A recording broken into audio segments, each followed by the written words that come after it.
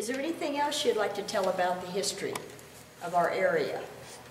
I mean, obviously, you know, you've started from the 1920s, and we're, you know, and you have children or grandchildren now and great-grandchildren that want to come back to the area, which is wonderful. Anything else you would like to share with the people that are watching on TV? Wayne was the fire chief. I've gotten this in and a whole bunch of them, so I want you to tell about him being in the fire department.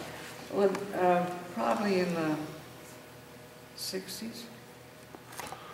He got in the fire department, and from 65 maybe to 69 he was fire chief.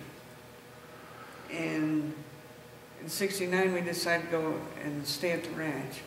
Well, they told him, you can't be fire chief and live that far out of town. And he used to belong to everything in town, anything. He came home one day and he said, I'm going to put every damn thing I've got so I can be home with you and the kids.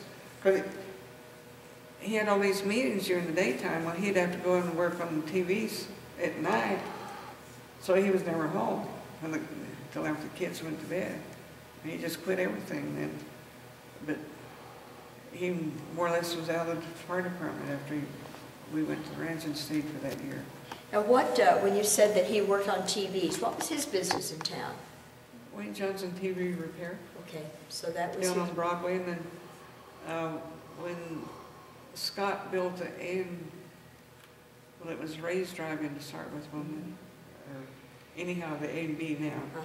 There was a big building there, and he was in one end, and the other, somebody else had, well, all that was tore down so they could have a parking lot.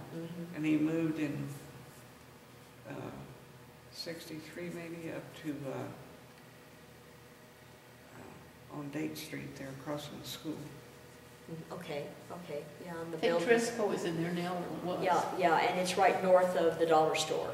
Those flat buildings right in there. That was.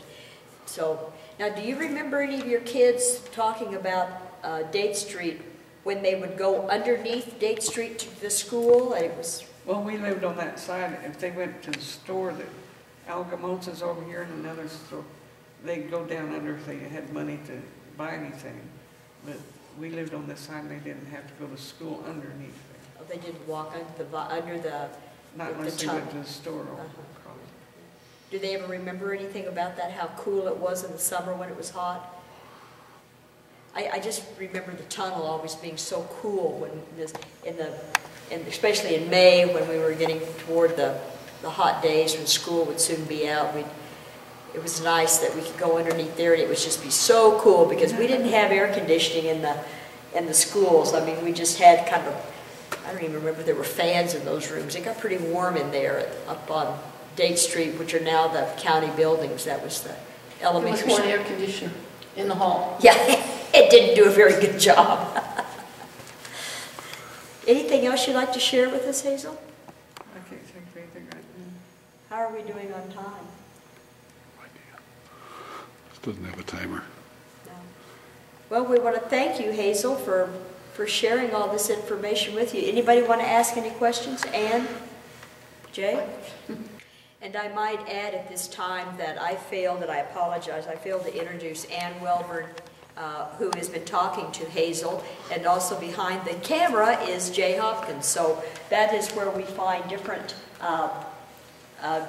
we have different people involved in this as well. So